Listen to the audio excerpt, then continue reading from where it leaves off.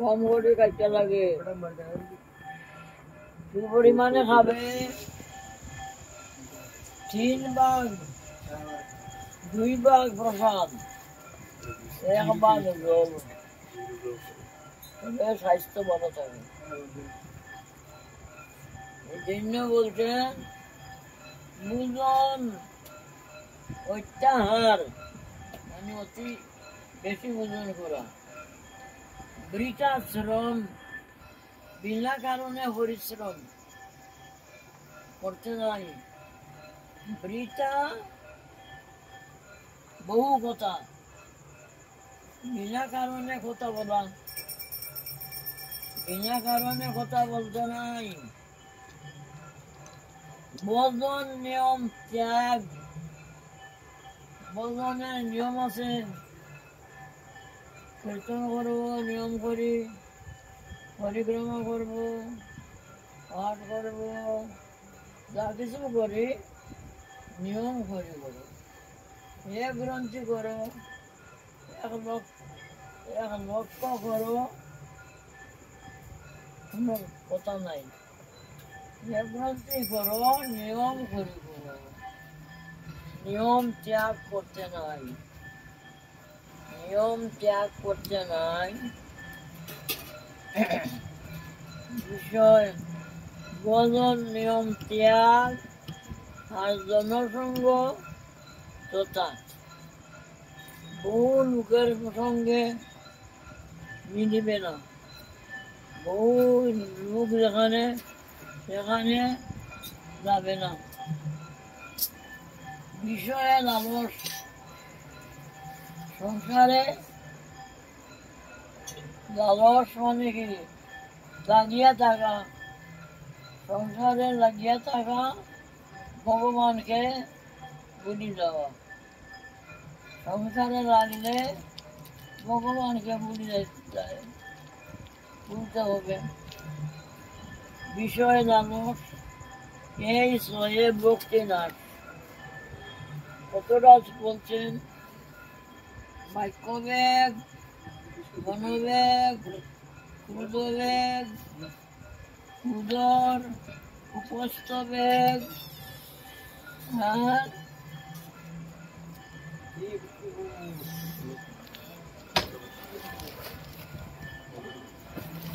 অত্যাহার, বৃথাশ্রম, বিনা কারণে পরিশ্রম, বৃথা বহু কথা বলা, ভোজনের নিয়ম ত্যাগ করা, মানে করবে না, এমনি করলে ভোজন হয় না। জনসঙ্গ ত্যাগ, বহু লোকের সঙ্গে বাস করবে না। বিষয়ে লালস, বিষয়ে আসক্তি, এই ছয় ভক্তি নাশ।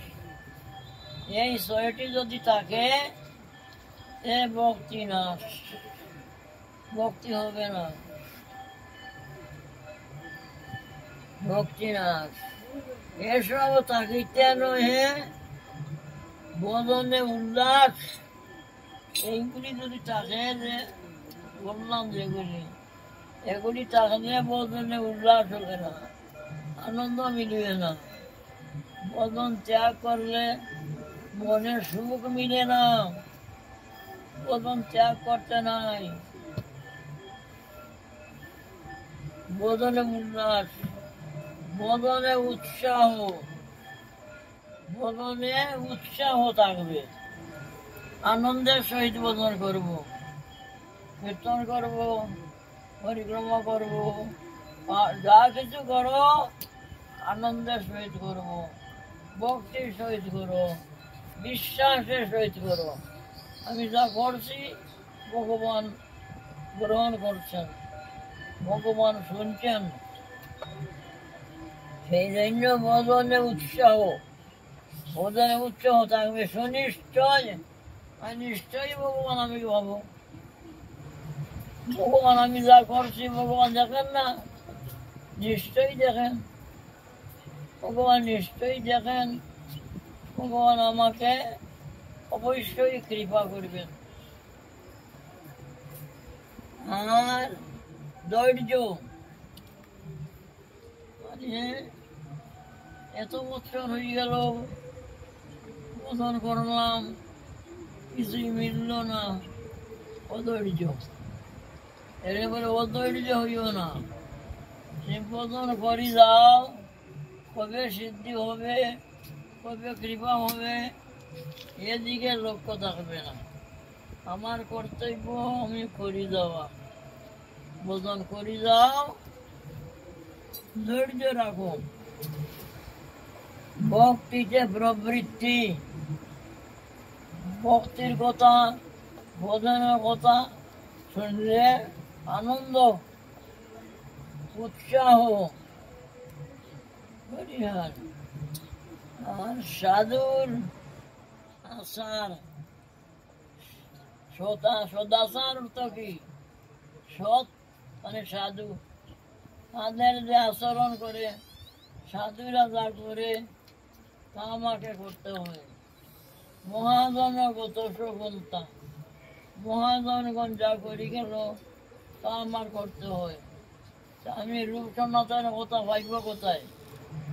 গুরুকে তো ভাবো, বৈষ্ণবকে তো ভাবো, তাদের আচরণ গ্রহণ করবো। হ্যাঁ, সাধুর আচার কর্তব্য এই তো।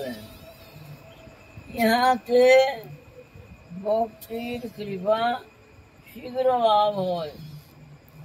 সাধুর আচার গ্রহণ করো, যেগুলি উপদেশ দিলেন দাসগোস্বামী চরণ, এগুলি আচরণ করো, তাহলে অতি শীঘ্রই ভক্তি লাভ হবে, অতি শীঘ্র ভক্তি লাভ হবে।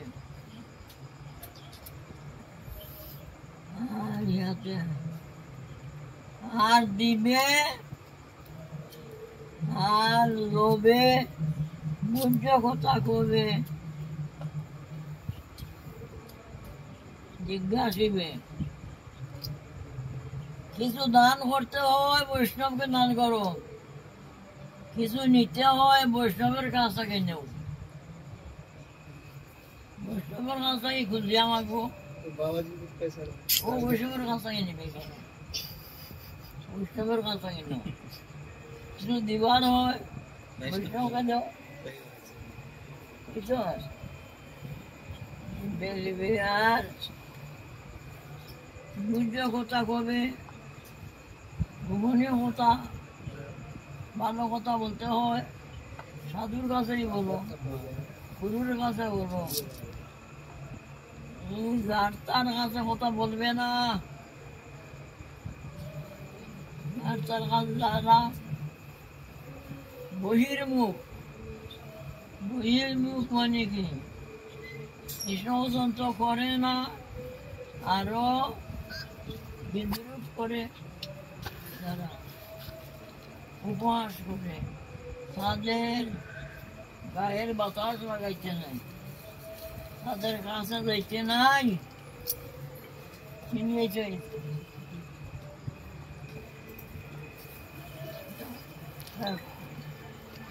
আজকে আলোচনা হাঁটে